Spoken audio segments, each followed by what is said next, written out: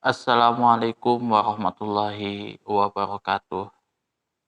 Innal hamdalillahi nahmaduhu wa nasta'inuhu wa nastaghfiruh wa na'udzubillahi min syururi anfusina wa min sayyiati a'malina. May yahdihillahu fala mudilla lahu wa may yudlil fala hadiyalah.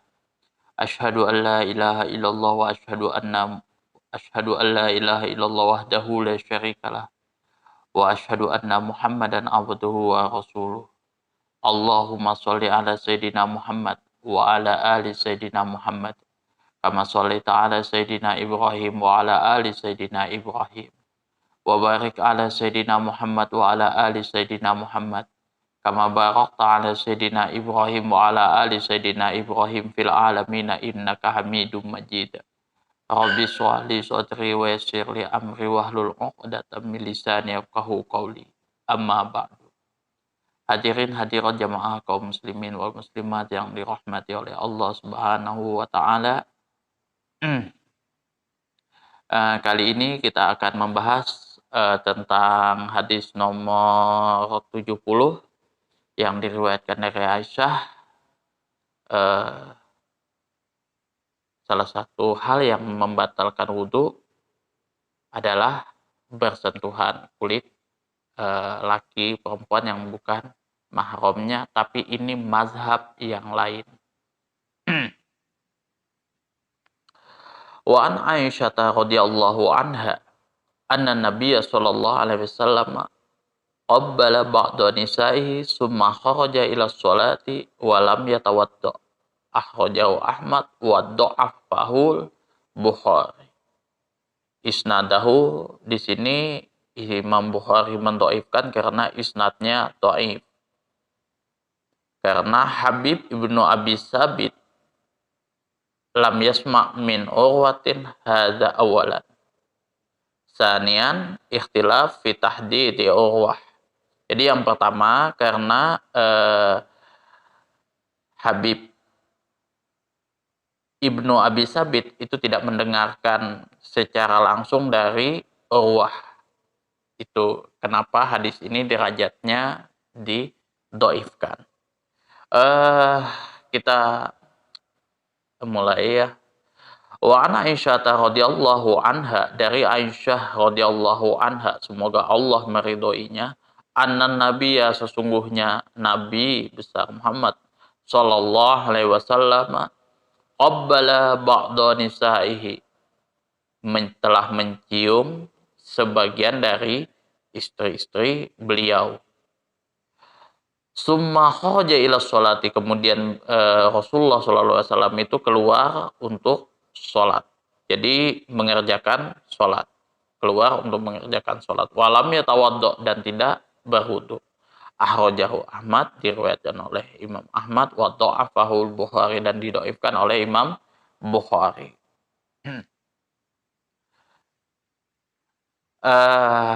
Kalau kita bagi teman-teman yang belajar di mazhab Syafi'i, terutama mazhab Syafi'i ini ya, kalau yang namanya bersentuhan laki perempuan itu batal. Jadi bersentuhan laki perempuan tanpa adanya pemisah dan laki perempuan itu bukan mahramnya, maka batal. Jadi misalkan seperti ini, bersentuhan kulit itu batal. Tapi di hadis ini salah satunya Rasulullah pernah mencium sebagian dari istri-istrinya, kemudian keluar mengerjakan sholat tanpa berwudu. Nah, kalau kita melihat makna hadisnya, Rasulullah SAW adalah penutup para nabi dan rasul. Dan oleh karenanya tidak ada syariat lagi dan tidak ada pula wahyu yang diturunkan sesudah Rasulullah wafat. Meskipun berbagai peristiwa dan keadaan terus berkembang pesat seiring dengan tuntutan zaman dan perubahan-perubahannya, maka hikmah Allah telah menetapkan sebagai rahmat bagi umat ini untuk membuka para ulama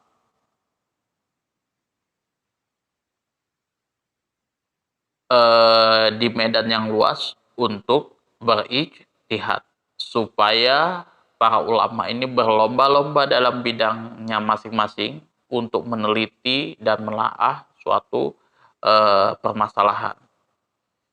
Antara masalah tersebut ialah mengenai orang yang mempunyai wudhu atau orang yang sudah berwudhu, lalu menyentuh wanita yang bukan muhrimnya tanpa penghalang, jadi tanpa ada pemisah seperti ini.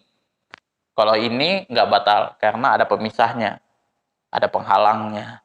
Tapi kalau seperti ini, bersentuhan kulit ini, nah, maka ada hukumnya.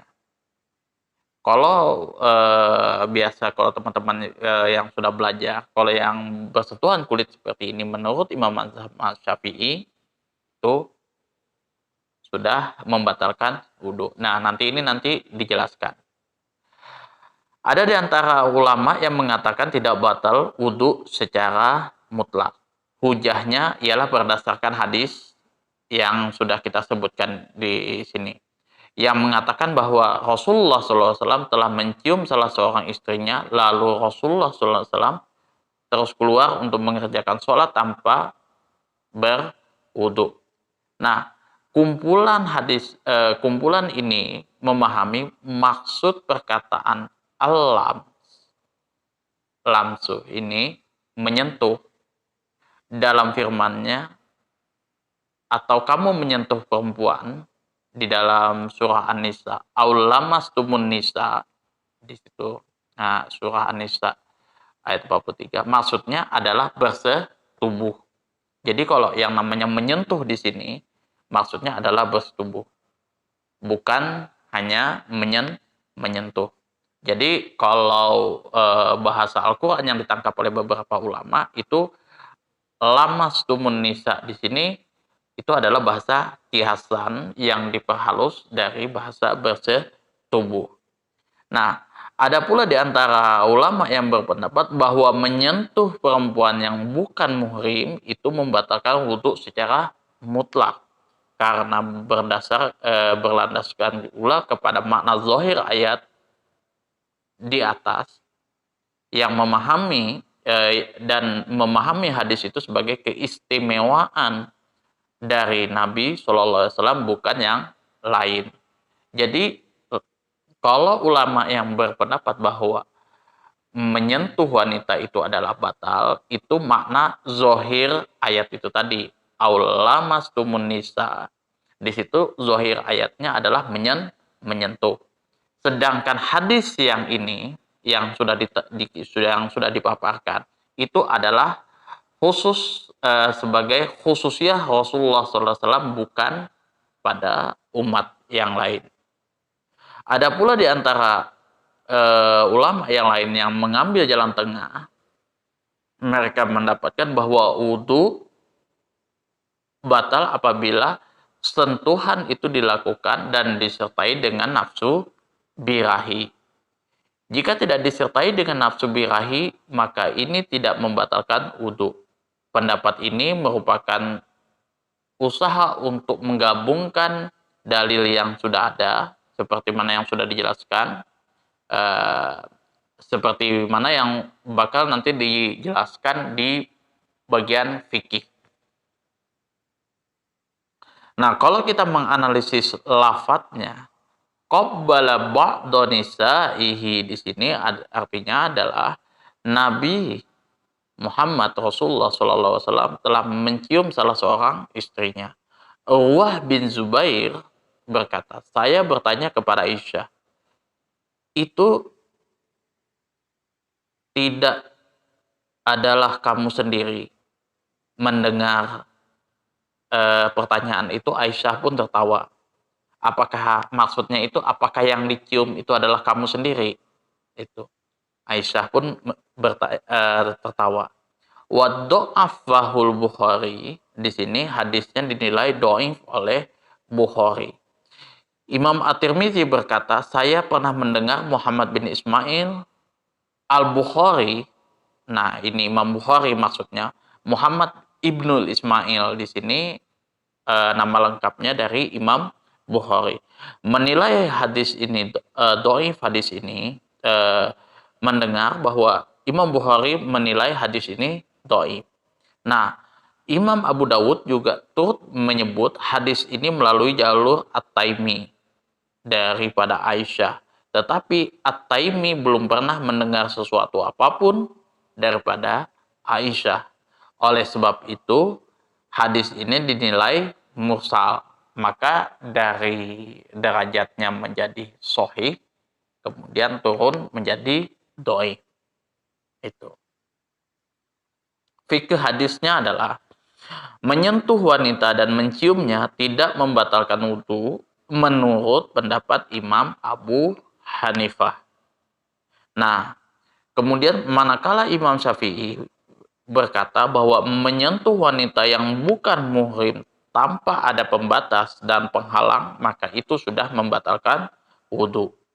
Nah, kalau menurut pendapat Imam Ahmad dan Imam Malik, menyatakan menyentuh wanita yang bukan muhrim disertai dengan nafsu syahwat, maka itu membatalkan wudhu. Tapi kalau tidak disertai dengan nafsu syahwat, maka tidak membatalkan wudhu. Yang kedua adalah berciuman merupakan termasuk bersentuhan, maka ia membatalkan wudhu. Apabila disertai dengan nafsu, menurut Imam Ahmad dan Imam Malik, itu sudah membatalkan wudhu. Nah, menurut Imam Abu Hanifah tidak membatalkan wudhu. Jadi Imam Abu Hanifah berlandaskan kepada hadis ini dan juga surah An-Nisa ayat 43 yang mana beliau berpendapat bahwa aula mastumun nisa itu adalah maksudnya menyetubuhi. Karena ya salah satu patokannya ya di hadis ini, karena Rasulullah sallallahu alaihi wasallam qabbala ba'da nisaihi summa kharaja ila shalah wa lam yatawadda.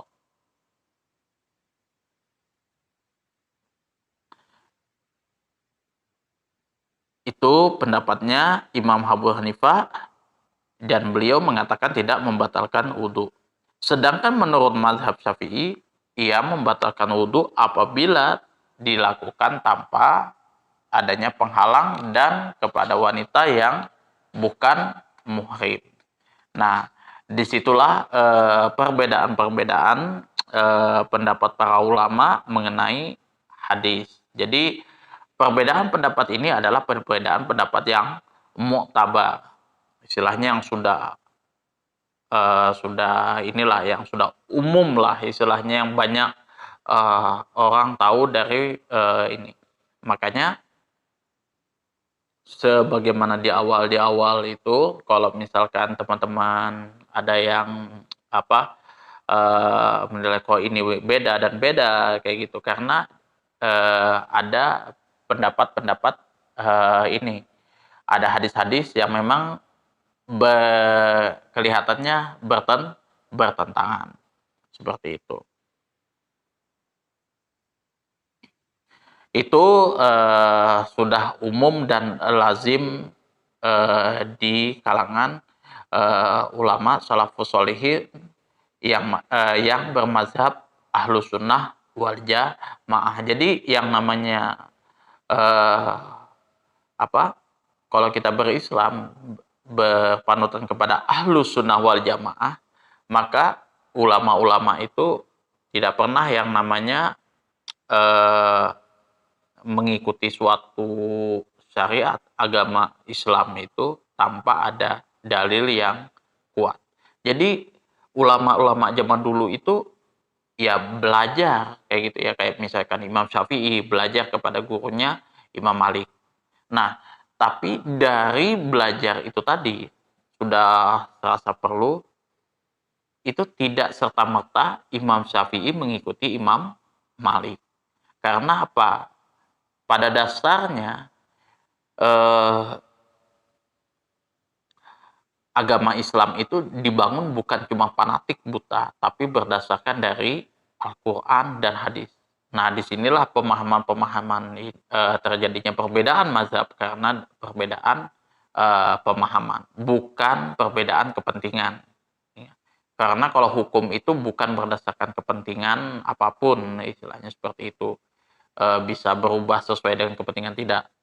Kalau hukum agama Islam tetap berpatokan kepada satu. Kalau misalkan dia haram, haram. Sampai kapanpun itu haram.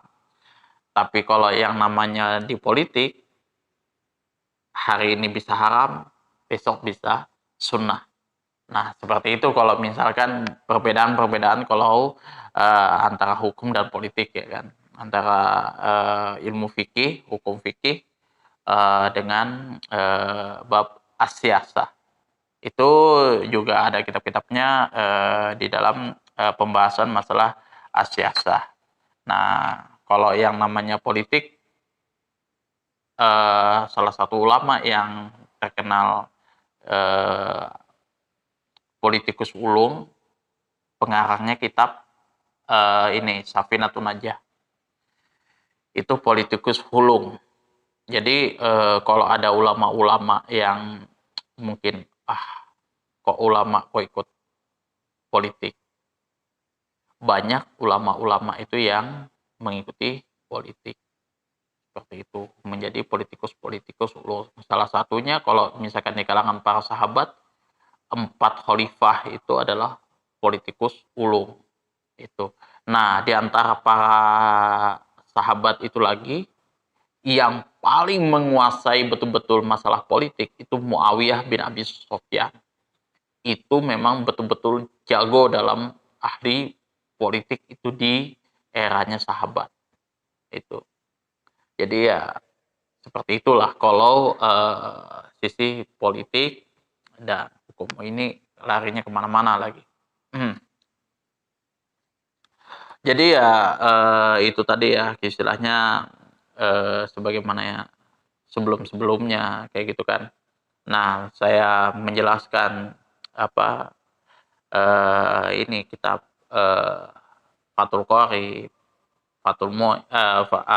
Bulughul Maram, kemudian yang kemarin sudah Safinatun Najah itu. Tujuannya teman-teman belajar sedari awal, kemudian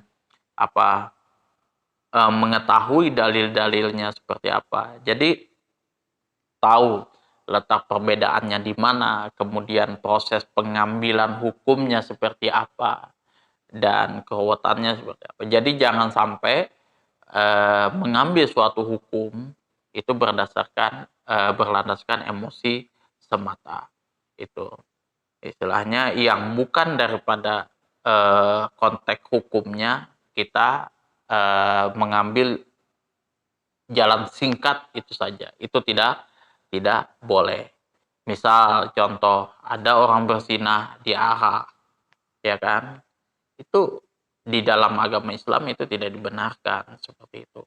Jadi kalau misalkan ada orang yang berbuat maksiat, berbuat salah, jalan yang terbaik adalah di persidangan, di kodi dan lain sebagainya yang memang sudah ditunjuk oleh pemerintah. Itu sudah berlangsung dari zaman Rasulullah sampai sekarang. Nah, kenapa perbedaannya itu banyak sekali ya perbedaan-perbedaannya? Karena berdasarkan dari tuntutan zaman. Jadi nggak usah lah teman-teman harus ini dan itu agak alergi dengan hukum-hukum yang ada di Indonesia. Itu sudah tuntutannya kayak gitu. Al-Imam Syatibi pernah mengatakan di dalam kitab Al-I'tisam di situ. Nanti teman-teman bisa lihat di dalam kitab Al-I'tisam. Tidak mungkin di suatu negara Arab Saudi bisa berlaku juga hukum yang sama di negara yang lain. Itu. Saya sudah jelaskan di video-video saya sebelumnya. Selalu saya tekankan seperti itu karena ya keadaannya memang sudah sewet itu, segenting itu sekarang. Jadi banyak sekarang itu yang saya lihat ada upaya-upaya untuk ayo dong kita tiru negara yang lain, seperti yang lain kayak gitu kan. Ada yang mau mungkin menggerakkan khilafah dan lain itu sangat mustahil gitu. Jadi kalau penetapan hukum itu kita ambil pendapatnya Al-Imam Syatibi untuk Timur Tengah ke Indonesia itu sudah jauh. Itu bukan berarti kita tidak mencontoh, tidak, tapi berdasarkan karakteristik yang berbeda itu. Jadi karena jauhnya seperti itu, maka hukumnya pun juga berbeda. Bukan artinya apa yang haram dihalalkan dari bukan seperti itu, tapi ada beberapa toleransi dan lain sebagainya yang memang eh, itu diperlukan di Indonesia. Di Indonesia sendiri pun juga tidak mengetapkan sepenuhnya apa yang ada di Al-Quran dan hadis, salah satunya hudud, pemotongan tangan, misalkan seperti itu. Di Indonesia tidak berlaku hukuman potong tangan. Karena apa? Misalkan contoh lah, kayak misalkan di daerah Jakarta, misalkan seperti itu.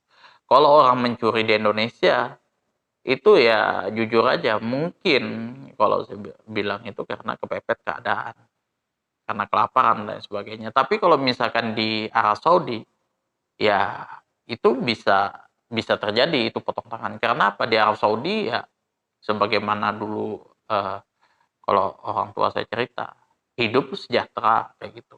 Orang miskin di Arab Saudi itu punya mobil dan lain sebagainya. Kalau kita di Indonesia memang miskin semiskin-miskinnya gitu. Makanya kalau misalkan kita tetapkan hukum potong tangan, ada berapa orang yang nggak punya tangan kalau misalkan itu diterapkan di Indonesia. Dan juga kalau misalkan di Indonesia mau berdasarkan Al-Quran dan hadis, itu bukannya apa sih sebenarnya kalau yang saya pelajari waktu itu. Karena Indonesia itu punya berbagai macam agama dan suku yang berbeda-beda.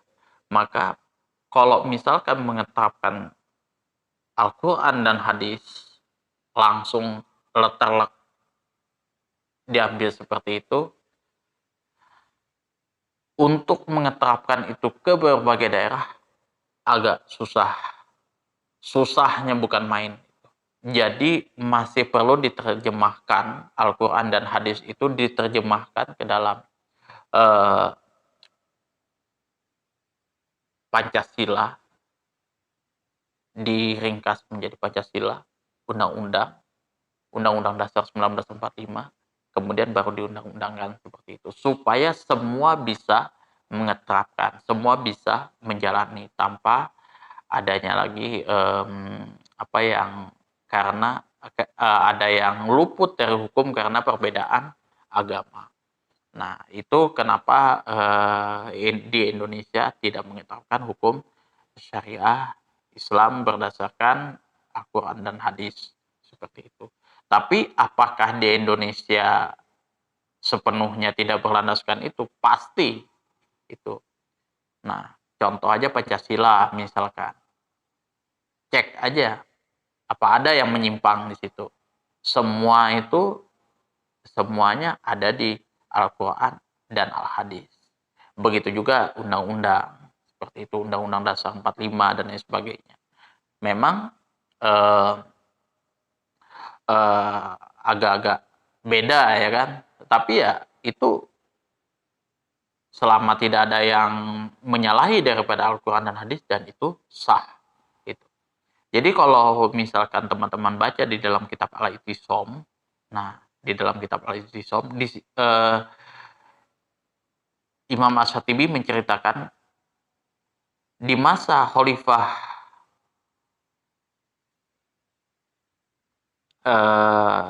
saya lupa, Umar bin Abdul Aziz kalau tidak salah, di masa Khalifah Umar bin Abdul Aziz, Umar bin Abdul Aziz selalu memerintahkan apa ya,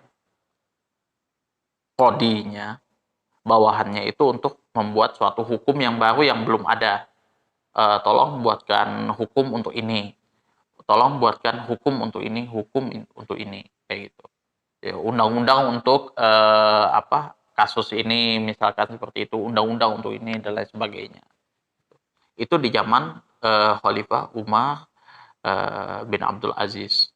Nah, karena kalau misalkan berdasarkan Al-Quran dan hadis saja, itu masih masih masih apa ya, masih global lah, masih umum.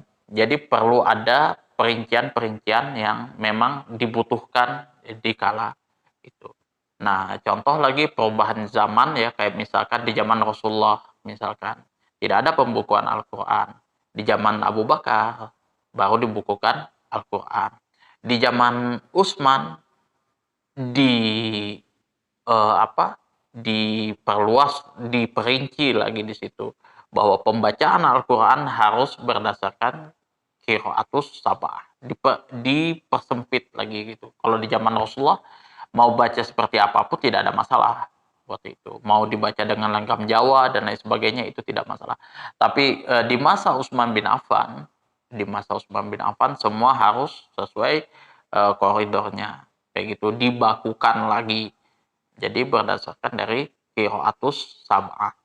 Jadi Al-Quran itu nggak bisa lagi ditulis mungkin sesuai dengan ininya, dibaca dengan sesuai dialeknya. Nggak.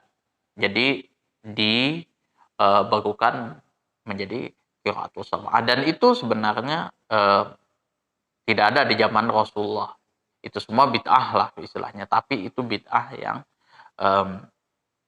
sunnah yang memang dibutuhkan untuk menjaga kelestarian itu agama Islam itu sendiri.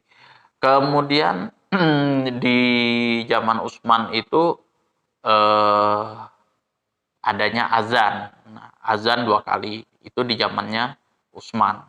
Jadi perubahannya waktu itu karena Islam sudah semakin luas, nah semakin jauh dan lain sebagainya, maka tidak bisa nih hanya sekali, jadi 2 kali. Jadi di sini misalkan seperti itu, kemudian ada lagi azan yang di sebelah sana yang agak jauh supaya yang jauh-jauh ini bisa mendengar. Seperti itu. Itu yang saya baca di kitab Al-I'tisam. Perubahan-perubahan seperti itu. Nah, sampai halnya di Indonesia gitu. Jadi kalau teman-teman yang belajar agama dan lain sebagainya harus tahu sejarah-sejarahnya seperti apa, seperti itu. Kemudian kalau misalkan membaca Al-Quran juga jangan lupa dibaca juga dengan tafsirnya seperti apa, kemudian asbabun nuzulnya seperti apa. Kemudian juga kalau misalkan belajar hadis kayak gitu. Nah, asbabul wurudnya seperti apa, ini hadisnya seperti apa, kemudian konteks fikihnya seperti apa gitu. Nah, itu. Jadi makanya kan kalau misalkan KNU itu kalau menetapkan hukum itu lama kayak gitu. Karena ya itu ditelaah semua. Sama halnya dengan Majelis Ulama Indonesia. Nggak bisa kita berdasarkan emosi, tolong dong keluarkan fatwa ini dan ini. Nggak bisa seperti itu. Mengeluarkan suatu fatwa itu runtutannya ada, mekanismenya ada. Itu ditelaah terlebih dahulu. Yang paling susah itu kalau misalkan kita mentelaah hukum itu dari usul fiqh, salah satunya seperti itu. Nah, kemudian ulama hadis juga. Ini hadis-hadisnya kayak gimana? Ulama ulumul Quran menetapkan Al-Qur'annya seperti apa. Nah, baru jadi satu seperti itu. Menjadi sebuah fatwa. Itu kalau kita apa ya, tahu yang namanya detail-detail masalah hukum, menetapkan suatu hukum. Jadi nggak sembarangan kayak gitu. Istilahnya asal dengar si Ustadz A kayak gitu, wah ini salah nih. Ustadz saya kok begini. Itu jangan sampai seperti itu. Saya sudah berkali-kali menekankan itu di video-video saya sebelumnya. Gitu. Jangan sampai teman-teman yang mengikuti kajian saya atau mengikuti kajian-kajian ustadz-ustadz yang lain baku hantam karena terjadinya perbedaan. Perbedaan itu sudah lumrah terjadi, sudah umum terjadi.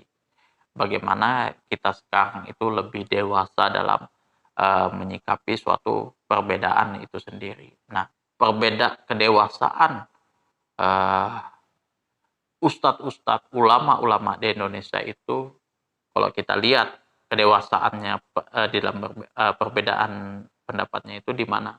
Majelis Ulama Indonesia. Ada NU, Muhammadiyah, Persis, dan lain-lain dengan perbedaan karakteristik pengambilan ininya, tapi bisa berkumpul jadi satu, menetapkan suatu fatwa untuk kita semua. Nah, itu yang harus kita lestarikan, kita pupuk dan lain sebagainya.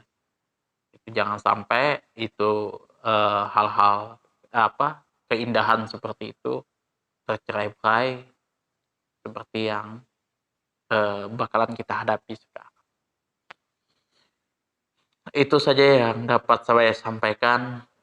Kurang dan lebihnya saya mohon maaf kalau misalkan ada kata-kata saya yang menyinggung, ada yang salah, saya minta maaf yang sebesar-besarnya. Akhirul kalam, assalamualaikum warahmatullahi wabarakatuh.